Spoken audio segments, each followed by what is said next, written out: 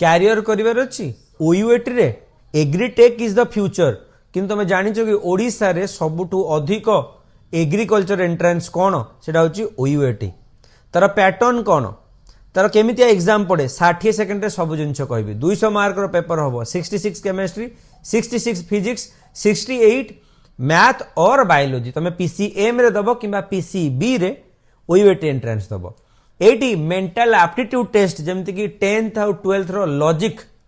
काम आसे no negative marking सबु क्वेश्चन को अपियर करिवो कंपटीशन नेक टू नेक हुए सिलेक्शन हुए जो थरे कि वेटरनरी पई फॉरेस्ट्री पई एग्रीकल्चरल साइंस पई फिशरी पई एमती अनेक कोर्सेस अछि आ बहुत गुडे